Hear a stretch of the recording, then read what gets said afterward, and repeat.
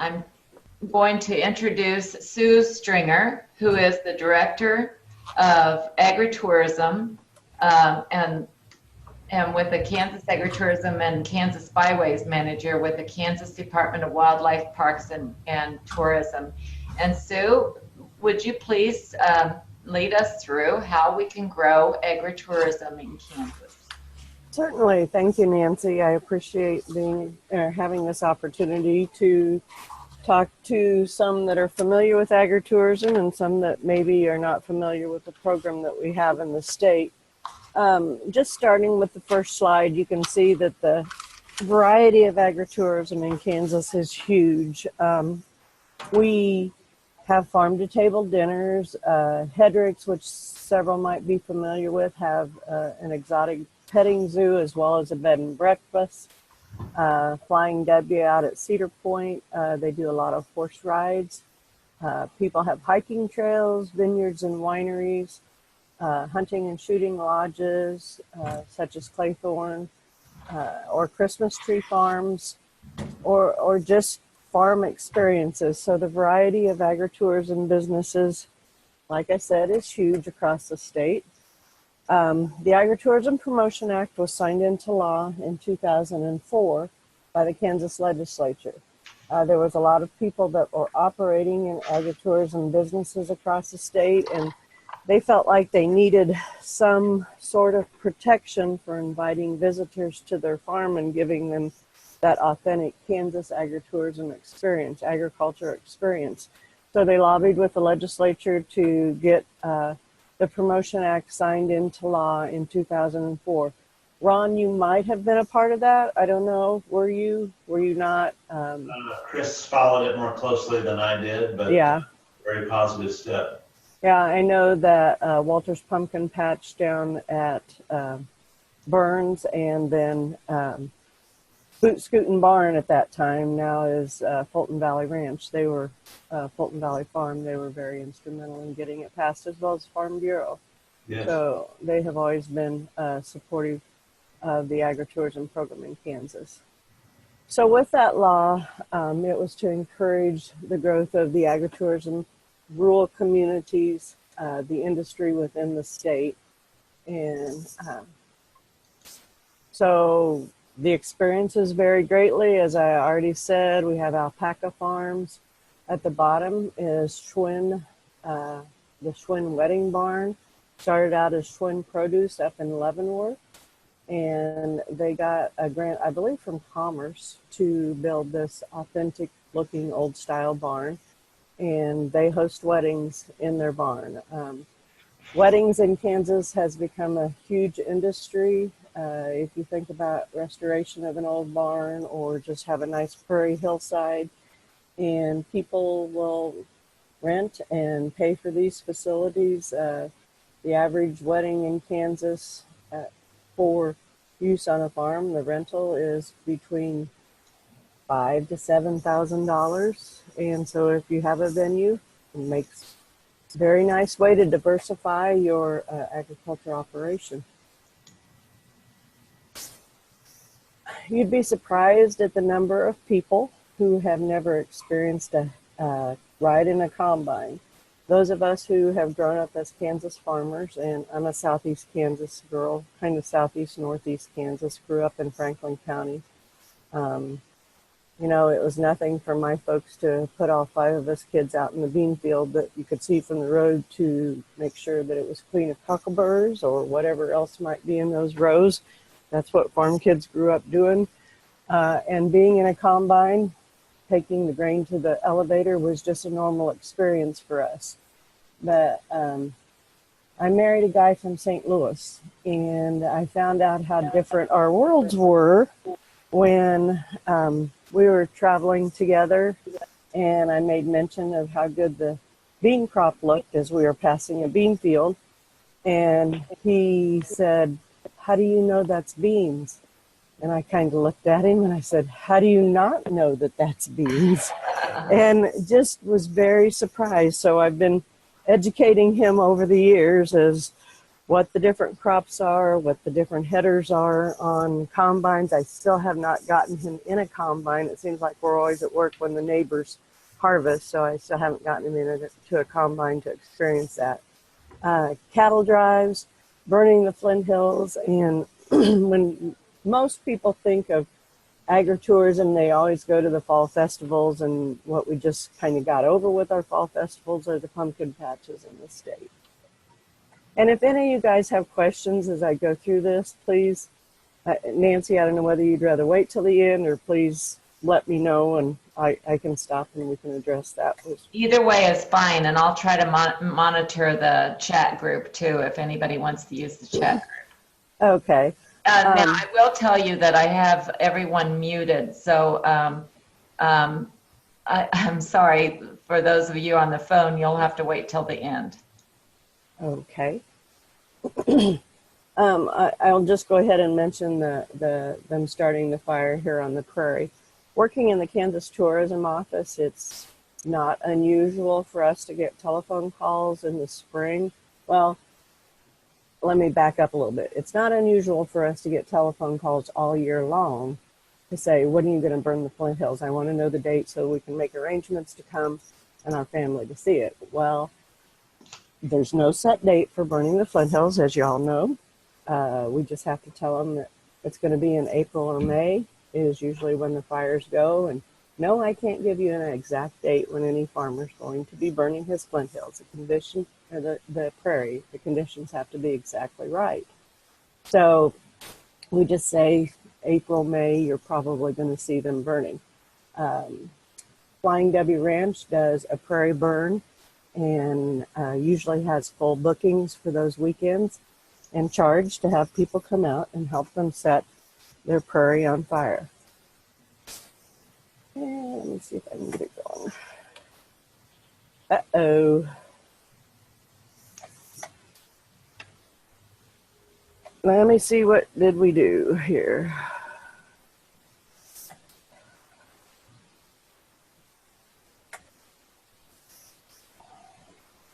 There we go.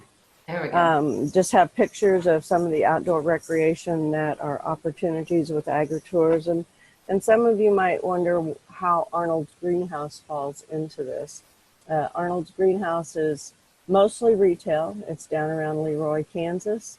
And they were one of the first agritourism businesses to get one of the Todd signs on the highway. Todd's is a tourism destination origin, and they actually offer educational experiences along with their greenhouse. They'll do water gardens or how to make clay pots, different types of educational experiences in with their greenhouse. The agritourism program does not do retail only. So if you are, for instance, we have a pecan patch down in southeast Kansas that has registered, that has applied, but they don't provide any sort of experience for the visitor with their pecan patch. All they do is have their pecans out for retail sale. They don't let you go out in a wagon to do U-pick or take any sort of wagon ride experience or let you go out and see the trees and the crop. It's retail only. So we do not register retail only. You have to provide some sort of experience for the visitor. And of course, I mentioned the hunting opportunities, which is, as we know, is a huge industry in Kansas. We look to harvest travel dollars for the agritourism business and for the state of Kansas. I have on this slide the average overnight stay for travelers in Kansas is $347. These were 2016 rates. We just got our new economic impact study in, and the average overnight stay is now $357 that people will spend in Kansas with an overnight stay. So if you have an old building that you want to fix up on your farm to allow people to stay overnight, that's a great opportunity. With the opening of the Flint Hills Nature Trail, anybody that's along that trail, since you cannot camp on the trail that has a barn or something like that set up that they would like to host visitors or even tent camping. It's an opportunity for them to diversify their operation a little bit more and bring in some money for their farm and ranch income. Registration is pretty easy through the Kansas Department of Wildlife, Parks, and Tourism. The site to go to register is at kansasagritourism.com. When you register, you want to provide a description of your agritourism activities that you want covered under the liability coverage, the limited liability coverage that goes along with the Agritourism Promotion Act. You want to name the address of the location of your operation. And I say that because some people have, their business mailing address or their home mailing address, but maybe say their vineyard or their wine facility or their camping opportunities might be on another farm on down the road that is part of their operation. So you want to make sure, you list where you want me to send your mail and where you list where you want the visitors to come to enjoy the activity that you offer. So the Kansas Agritourism Promotion Act, to receive the limited liability protection, you must be registered through the Department of Wildlife, Parks, and Tourism. You must list all of your activities that you want covered for the limited liability. The cost of registration is free. And with that free registration and approval, you will get a free listing on the travelks.com website. But with the registration and approval, you have to have the signage posted in full view for your visitors, and I'll go into the signage in a little bit. The certificate, once you're registered and approved, is good for 5 years from the date the certificate is issued. And then again, you have to post your agritourism morning signage. This just shows our website where you can go to register and tells you a little bit more about Kansas Agritourism. Again, kansasagritourism.com, all spelled out. If you can see the screen, it tells you a little bit about the program, what you need to do to get started. You can click on the register or renew your business, and then you can click on the registered companies if you want to see who all's registered within the state. We do have about 350 registered agritourism businesses currently. That's always a floating number. It depends on, how many have renewed. A lot of some agritourism businesses, it's kind of just like the restaurant industry. They think it would be a good idea to get into. Maybe after their first season, they find it to be too intrusive on their farmland, or, people don't live forever or age out of the system. Unfortunately, I usually don't find out about most agritourism businesses that have closed until I'm, and some might think harassing them to get them to renew, but most people don't pay much attention to that renewal date. So I'm calling, calling and emailing to try to get you to renew. And, if I don't hear anything, if the numbers are not any good, then I'll go ahead and take you off the agritourism list after 5 years if you have not renewed. So that just gives a little bit of information about our website. This shows the place that you go to register when you click on the register renew. Just basic information, again, as I said, contact information. And then this is a certificate. We have some counties in Kansas that it's a little bit more difficult to become a registered agritourism business in the state. And usually when I get the application, you're already set up and ready to go into business. In fact, we do not register anybody that sends in an application that says, well, we're thinking about doing this, or the prospects are really good that we will maybe do alpacas or lavenders. I don't want to see a list of things that you think that you might do. When you register, and if you're approved, your listing will be up on the Travel KS website, and you need to be ready to receive visitors. Now, that does not mean that you cannot say by appointment only or have set hours, but a lot in the beginning of this program, and as I've been doing this since 2012, and as the 5 years came up and I contacted people, they said, well, we went to a workshop and we thought it sounded like a good idea, so we went ahead and registered, but we really never got it off the ground. So we want to only be registering people who are active and ready to go with their business, because that's what we're marketing out there for you, is that your agritourism business is open. The registration numbers go by the years. The first number is whatever calendar year we're in, and then I start with a series of numbers on how many agritourism businesses we register, and I just keep rolling that number over. So the registration number on your certificate is in the upper right-hand corner. Date of issuance is the date that I make up the certificate, and then Secretary Jennison, after it has been approved, will sign off on that certificate. And again, the certificate is good for 5 years. If I was in an agritourism business, I would frame or put that certificate up in the wall or keep it in my records so that I knew when I needed to do the renewal. And I just think that it shows your visitor, if they can come in and see that you're a registered agritourism business, that it gives some credibility to your business as well. This is the agritourism registration sign, the sign that goes along with the approved registration. It says that anybody that's setting foot on your property is taking into their own hands all of the inherent risks that goes along with that activity.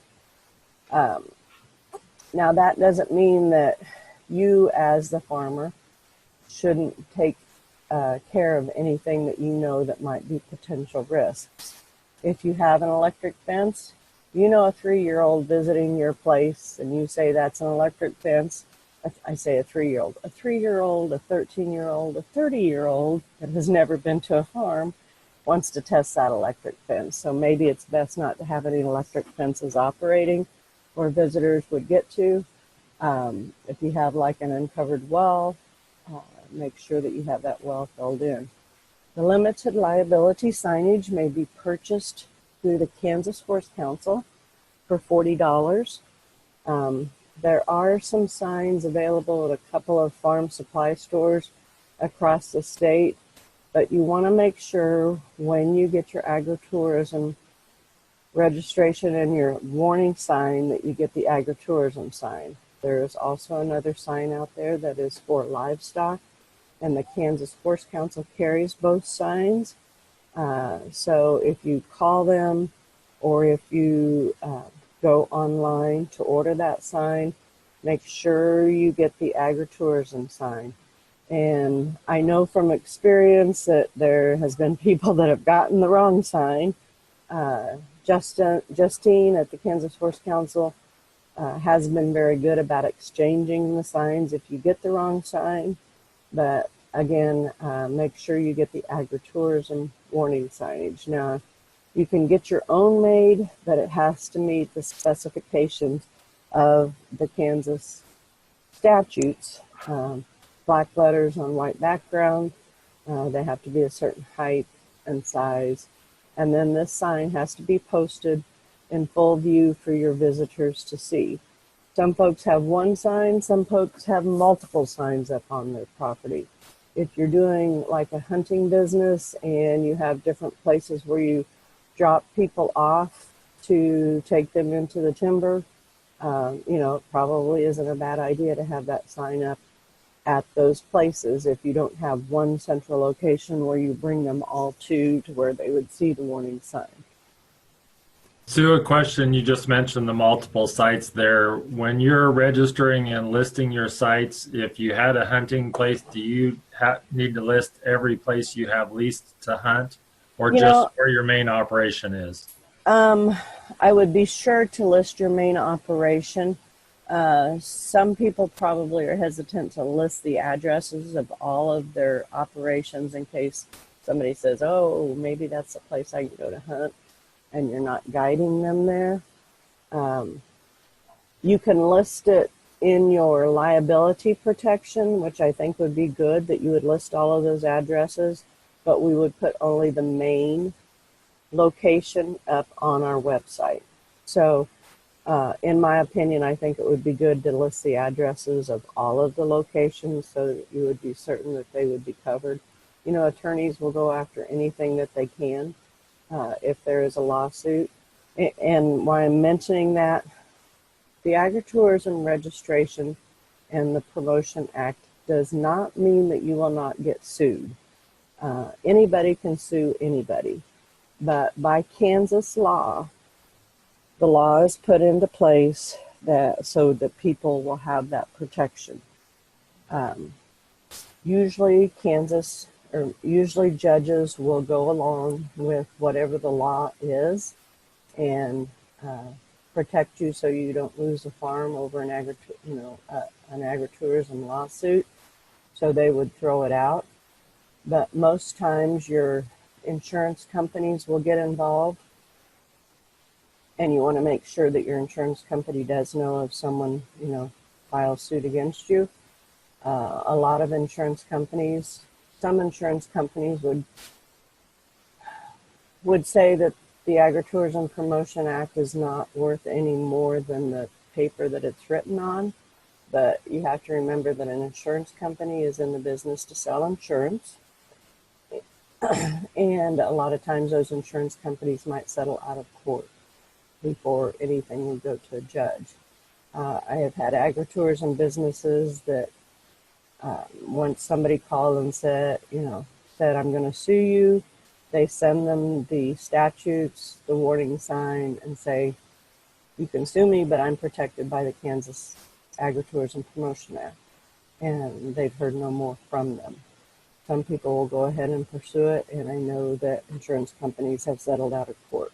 So I'm not an attorney. I never claimed to be an attorney, but that's how the law and the protection has been explained to me. So anything that you can list that would better cover you in case of any legal, any suing going on would be more to your benefit. Does that help, John? It does. And a follow-up then question, and you may have mentioned it. If I missed it, I apologize. Do you require that liability insurance be in place before you register a business, or do you track that at all, or is that just up to the business? We used to track it. When I first started, I had a good list of liability insurance coverage carriers that people had, but our attorney or our folks have decided that was getting too much into people's personal business. So I always say that it makes good sense, and if it was my place, I would definitely have a liability policy in place. I only know of one person since I've been doing this that just flat out told me that he didn't need to carry any liability insurance because this Agritourism Promotion Act was in place. He was doing kayaking and canoe rental on the Kaw. So he didn't really have anything to lose except for his boats, and he didn't feel like he needed to carry that liability coverage because this was a separate LLC and it didn't have anything to do with his farm, and he was an attorney. So you can take that for what it's worth. Myself, I would not live in this world without liability coverage of some sort on my land. So, does that answer or help any, John? Yes, thank you very much. Okay. So what else can you do? Some people have waivers that they sign. I know with the education system, if you do school tours, a lot of times they will send some releases home for the parents to sign. That's probably releasing only the school system, but if you as an agritourism business want to include a waiver for your business, you can, but don't rely upon them. Avoid negligence, as I spoke about with electric fences or uncovered wells or holes or ponds, things like that. You want to be a good steward of your land, know the condition of your land, your animals, your buildings, and your equipment. If you know you have a miniature donkey that bites, don't have it be one of your animals out there to pet, for kids to pet. One of the things that has come up this year that's kind of new in the industry, but it's been around forever, is zoonotic diseases. Some people are building double fences so that kids can't actually have any contact with where the animals are housed, and maybe not even be able to pet the animals, just see them because of the fear of E. coli. A lot of people make sure that they have good washing stations that all of the kids would go through before or after being around the animals. One of the things in the zoonotic webinar that I attended that I really hadn't thought about, being a farm kid, going to fairs, things like that, kids that are on the farm are not as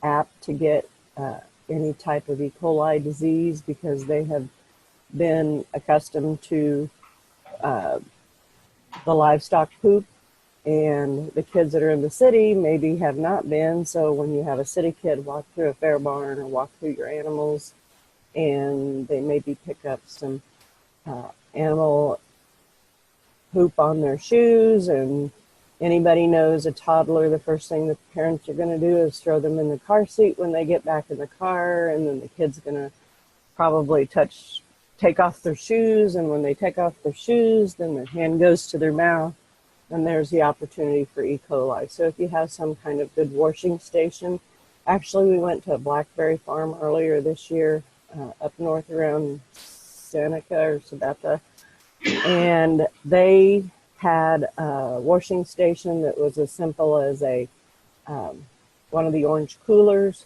They had some spray that you sprayed on your shoes and then wiped it off, and then washed your hands with soap and water before you went into their blackberry patch. And I just thought that was, it was simple to do, but it was a good safety precaution. So you could set up the same type of thing for kids coming and leaving any type of petting zoo. So you want to make sure then also that operators and participants know what type of activity they will be participating in. Again, I would suggest liability insurance, and talk with your attorney. Let them know that this is what you're going into. Let them know about the Agritourism Promotion Act. And I say your attorney, I would also make sure that your insurance company knows, make sure that they are aware. Yes, that probably will raise your rates, but I hope that most agritourism businesses see a profit enough to offset the costs of being able to consult the people you need to know to be able to go into business.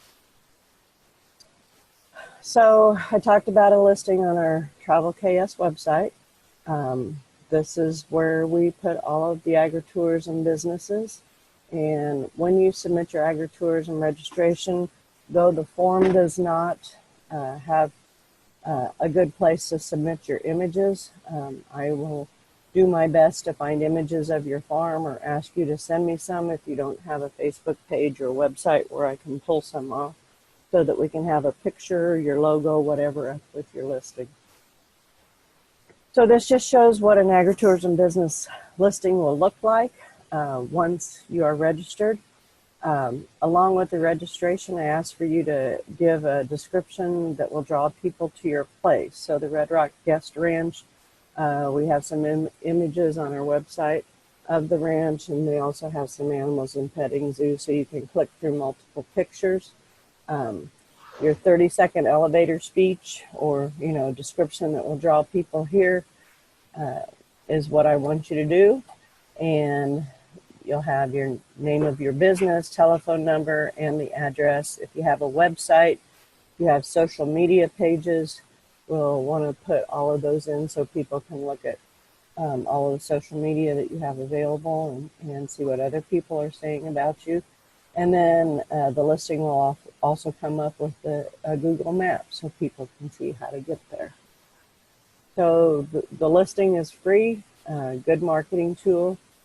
When people are looking for agritourism businesses in the state, I put the keyword agritourism into each listing so that if people, don't really, say if they're pumpkin patches is pretty easy. So you can put in pumpkin patches and it will bring up all the pumpkin patches if I have that keyword in there. Agritourism is the first keyword I put in all listings. This is just going to show a few pictures of some activities you can have in an agritourism business for all levels. These are not Kansas pictures. These are pictures that I took visiting other agritourism businesses across the U.S., or not all of them are Kansas pictures. And you know how easy it is to make up a sand pile that kids love to dig in. So that just shows this was a farm in Tennessee, showed their agritourism for kids. I know I have you all muted. Just wonder if y'all know what this might be. If you're muted, you can unmute. I'll give you just a little bit to guess what you think it might be. And Ron, if you already know, don't say. And David, you've already heard this presentation, so don't say. But just, anybody have any idea? I've seen it, but can't remember what it is. Is it a human foosball? Yeah, yes, it is human foosball. Just made with some cattle panels and some pipes. This is down at Walter's Pumpkin Patch. Carol came up with this, and he said, pumpkin patches, little kids and grandparents and you get the teenagers there and they're kind of ho-hum. Teenagers will spend hours playing human foosball. So I thought that was a pretty clever creation for another spot that the activity for the kind of the middle-aged group. No prize, Greg. No prize. When I talk about agritourism, one of the big things that we want people to do is find out about farming, what goes on the farm. So these are just different things that people can use to educate the public when they come. Up in the upper right-hand corner is the good old farm or 4-H sign for just distribution of where you get your cuts of beef. That just educates people on where their food comes from. We have the milking experience with just a cutout and some teats there that they can pull and get some liquid out of, explanation of what rabbits like to do, and then the different parts of the cow and where the stomachs and the milk comes from and all that. So those are all educational signs that you can put up. Some more warning signs that people have in helping experience the animals on the farm. And then every kid loves poop. So my grandkids love to go out in the timber with Mike and he will tell them what the different types of poop are. So this just, is a real easy sign to get and just to explain the different types of poop to kids and about the bacteria and educate them about, the experiences. These just show a couple more fun things that people can do on the farm. Everybody has. Yeah, be sure.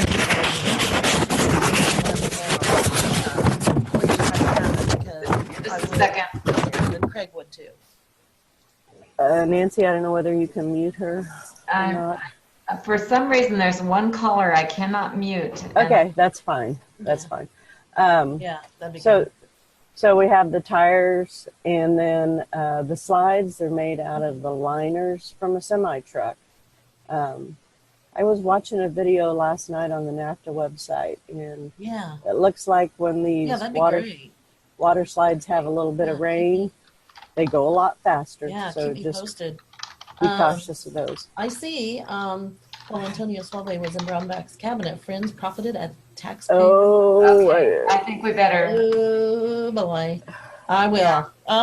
Thanks. All right, talk to you soon. Okay, just more warning signs and the importance of signs on your farm. This Lucky Lad Ranch was down in Tennessee as well, and it's one of the popular venues that people visit in Tennessee. So I put up these two pictures. This one on the left is actually a diaper changing station. As you know, a lot of toddlers and visitors come to the farm, and I just thought it was a cool courtesy that they had for young mothers to be able to go in, and they also had a place that people could sit and nurse if they wanted to. This was in an old outhouse that they had remodeled and cleaned up. And then make sure that you thank your visitors for coming to your farm. Everybody likes to know that they are appreciated, so make sure you have good signs thanking them. With the last Kansas legislature session, I didn't used to have this in my slides, but there was a tragic accident in Kansas City, Kansas, that I'm sure most heard about, with a young boy losing his life on a large water slide. And he was a son of a legislator. So the Kansas legislature came in this last session, and they were going to fix it so nobody's ever injured or killed on any amusement ride in the state. And initially everybody, okay, it was a very emotional issue. It went through the legislature very quickly, and it was one of those laws that was passed that they did not realize the consequences of it.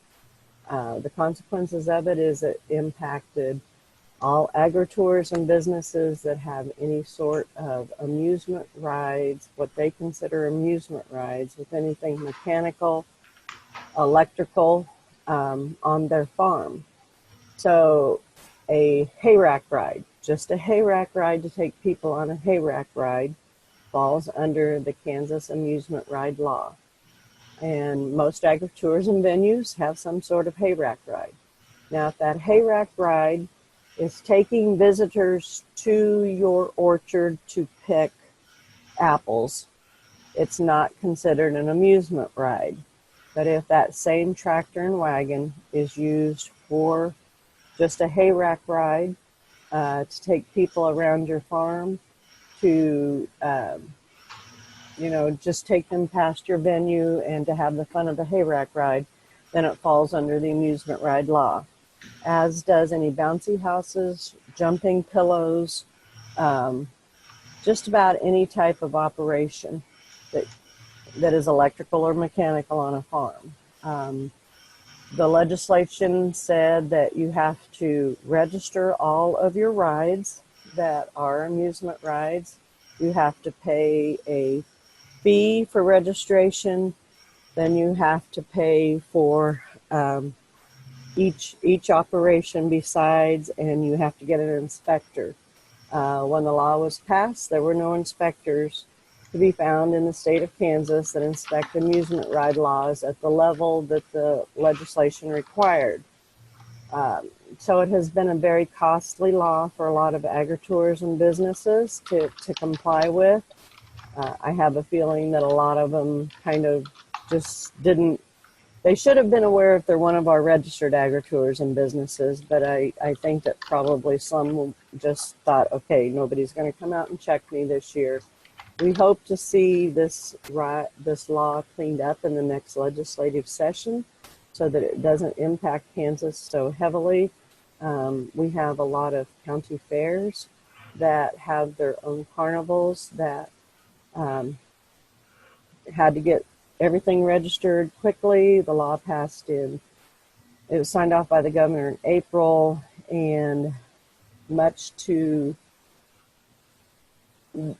a lot of legislators thought that they delayed the implementation of it until January, but the way that the law was written, the Department of Labor said it did not get written in, that it didn't go into effect until January 1st. It actually went into effect July 1st. So we had a lot of people scrambling to get everything registered, as well as county fairs. city municipal water slides that were taller than 15 feet. So we hope that they can clean up that law a little bit.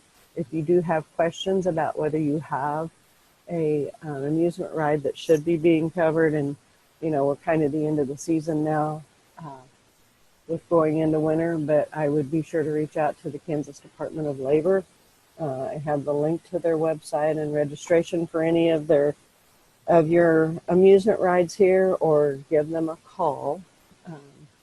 And the Department of Labor was just administrating the law as it was passed. So I've tried my best to say, hey, these guys are not the bad guys. They were just the ones assigned to register you, and they've been scrambling as well. So what I'd say about agritourism is to find your niche. This shows a zombie paintball activity, a hayride in, this is actually taken in DC, or Washington State, I'm sorry, a few years ago when I traveled there. I thought it was a great idea. We went through a corn maze. They had some old combines. They had some targets. And this is just a trailer set up with paintballs. They gussied it up some to make it kind of like a safari experience, and had some loud music playing, and it was great fun. I came back to we have Kansas Tourism Industry Day on the Hill, and had spoken at this conference just right after I came back from the trip to Washington, and was telling about this zombie paintball. I was tickled that there was someone in the audience from Hodgman County that thought, oh, that's something that we could do out here. We now have zombie paintball out at Hodgman County at Horse Thief Reservoir. I can tell you that people lined up for this in Washington State, and were paying $20 a head just to go through the zombie paintball ride. They would open up at 4 o'clock in the afternoon. They'd have to shut down at 11 o'clock just to be able to get everybody through by 1 o'clock. Again, charging $15, $20 a head. Hodgman County is running the same way now. They are open on Friday and Saturday nights through the fall season. They have 2 or 3 wagons, and have had to add more, and they have people waiting in line and have to shut it down in time to get everybody through towards the end of the night. They actually use volunteers with the in Hodgman County that are live zombies. So they pop up around throughout the corn maze as they go through it. They are heavily padded, and they get bruised. So it's kind of fun. Leanne Seiler was the one that did this, and she went after a grant and got it. And so it's been a nice economic impact to the Hodgman County economic development in their area. So I say find your niche and then share it with others. The wedding venues, I said, was a great opportunity in Kansas. We have a lot of agritourism businesses that are doing 70 to 100 weddings a year. If you think about it, and what I said the price of a wedding is going in Kansas, and you have the facilities, it is a nice income to help diversify your farm operation. This is at Fulton Valley Farms. They got someone to do a light display on their old silo. They have a Quonset hut, an old Quonset hut on their farm, where they're fixed up to do the receptions and dance hall. They also do a Christmas pageant in their timber that is very popular. They've now included reindeer in their operation, and so that has become a popular activity. But if you think that agritourism is for you, find the niche that you think is missing in your area, and then share it with others. I've talked a couple times about trips that I've gone to with agritourism. It's through North America Farmers Direct Marketing Association, or NAFTMA.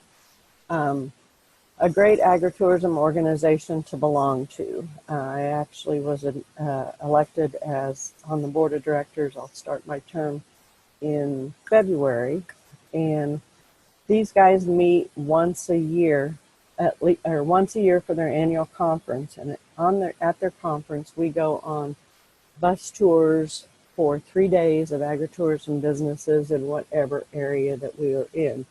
We were in Kansas a few years ago, the last big snowfall we received in Kansas. but we toured several agritourism businesses in both Kansas and Missouri. We were located in Kansas City, Missouri, but we toured Kansas agritourism businesses. Unfortunately, we couldn't get to some of them because of the 2 foot of snow that we got. So this next spring, or this next February, we will be in California. I'm looking forward to that. One of the reasons is because one of the members of NAFTMA is Underwood Farms, which sounds just like any typical farms, but Underwood's raises sriracha chilies, and they are the chilies that are provided for the making of sriracha. When you see the sriracha bottles, you know that it's Underwood chilies that have gone into that.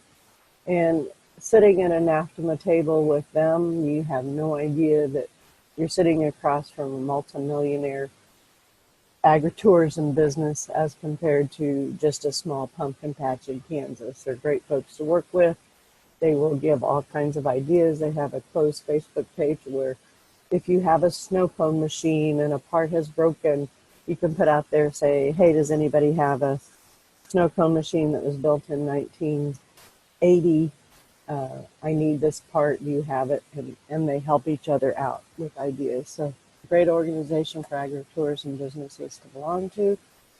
And also we partner very closely with the From the Land of Kansas program. A lot of our agritourism businesses also raise, retail, or sell their jams, jellies, popcorn, whatever, through the From the Land of Kansas program. So we partner with them. And so if you have retail items, I would suggest contacting Janelle Dobbins with the From the Land of Kansas program and get your retail items out there. They have a market where they can sell them through, or get your labels. You can get your, the scanning codes for, UPC codes for your merchandise. And they sell those at a greatly discount rate for you to have on your products. So that basically is the end of my presentation, and I would be open to any questions if you have any. Okay, this is Nancy again. Sue, thank you so much. I've really enjoyed that. I have unmuted all the participants. It looks to me like some of you are still muted. Maybe that's a different setting, but if you'd like to ask a question or make a comment, we have several agritourism businesses on our phone. And I'm realizing that I had even made a poll for you to answer and didn't give you the opportunity to do that. But so those of you that are on the phone, we welcome your comments and your questions now. Sue, I have a question reference your liability. I'm sorry, what did you say?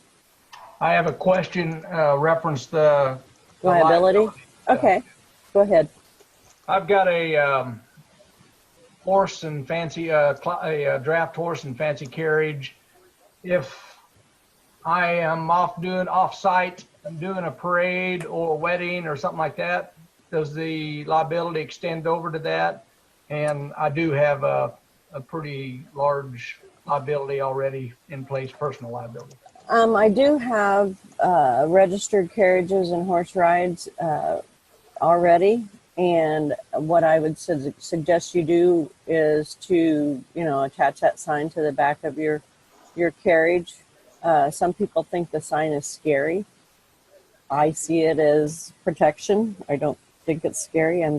You're just letting people know that they're taking the risk into their hands. And yes, as far as I understand it, if you're registered and approved, you would receive that Kansas Agritourism Limited Liability Protection. The amusement ride law, I'm going to go into that a little bit.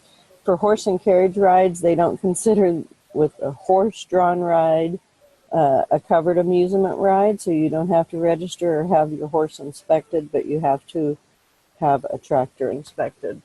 So just a little tidbit thrown out there with it. But yes, we do cover carriage rides. It's best if you have some sort of experience along with your home base. Some people go out and have, picnics by the pond or, offer that carriage ride for something within their home base, and then they also then take it out for for hire carriage rides. Okay, thank you. Mm-hmm. Other questions?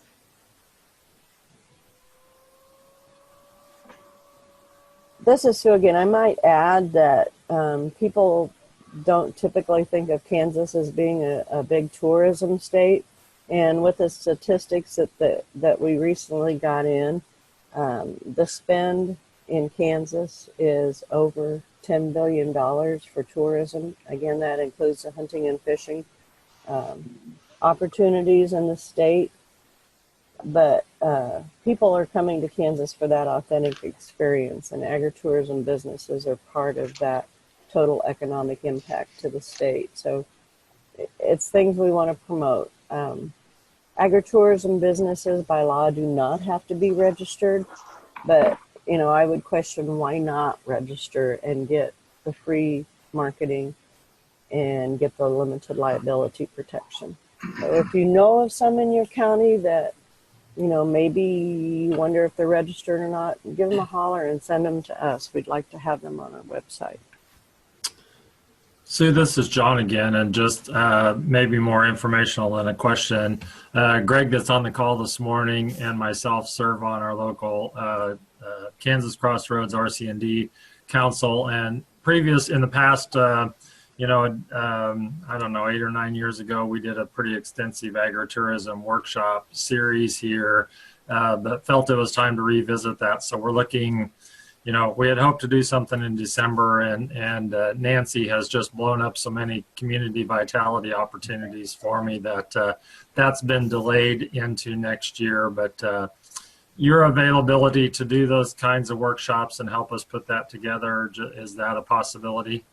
Yes, sir. I love to be able to go out and give the presentation across the state.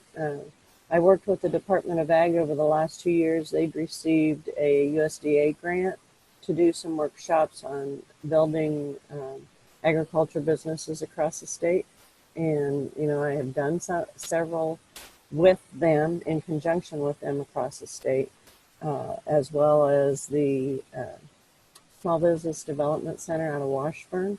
And we've gone up north of Topeka several times doing it. So yeah, just give me a holler and I can come out. I would suggest that when you do something like that you put a package together, have someone from the land of Kansas there, as well as probably USDA, because there's a lot of grants available, especially like for high tunnels and things like that, for people to get started in agritourism. And, maybe somebody from Farm Credit or the local bank as to what it takes, what they want to see when people are putting a business plan together for an agritourism business, and people come into them for loans. So yeah, we make a real good package workshop. Great. And that, I think that's where we have met, Sue. Did you come to Belleville for the KDA meeting? Yes. Okay. Yep. I was there. So Okay. I was thinking we had, but that's where it was. So Yes. Thank you, Sue. Mm-hmm. John, it's so good to be making these connections, but David Key did a workshop like this. So we've got 17 people on the call today. Imagine if even 5 or 6 of those went out and had 17 other people at their event listening to agritourism at $350 a night. What could we do to empower and enrich Kansas lives across our communities? It's inspiring. Thank you. Yeah, I should have included extension on that, David. Was at several, and you other extension folks have been at several of these workshops. So you are a key factor in the community. You see more what type of businesses are in your county, probably sometimes more than the local convention and visitors bureau or the chambers of commerce, because you're the legs on the ground and out in the field, maybe more so than them. Well, thank you so much. We're nearing the end of our time frame, and Sue, I truly appreciate the great conversation, and those of you that are joining as guests, If I included you this time and you'd like to be included next time, you'll probably need to send me another invitation. The agents, I put you on for each time, but we're expanding this to be including local citizens as to your interest. On December 1st is our next phone call, and Dr. David Proctor from the Center on Engagement and Community Development here at K-State will be talking about a really fantastic new opportunity for Kansans. It's called the Kansas Healthy Foods Initiative, funded by the Kansas Health Foundation. Their announcement is going to be next Monday at the Health Foundation.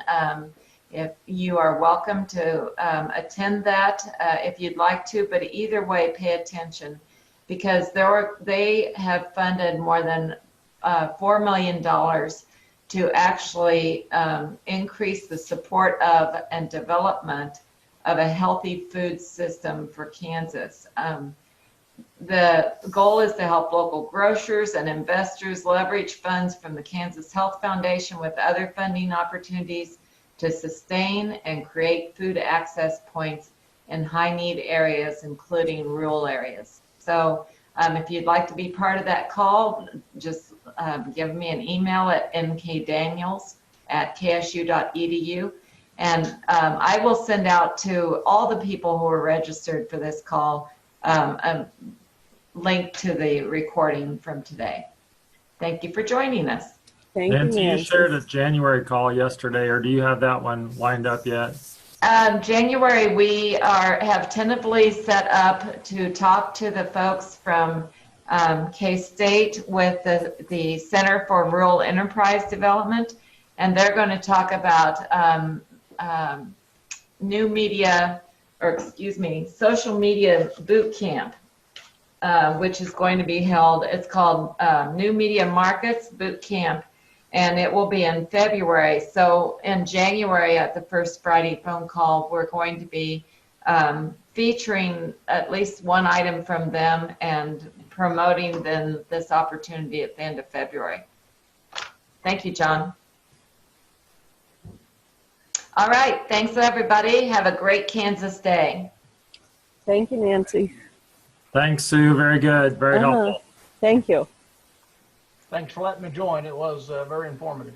Good, Well, Greg. good. Like to see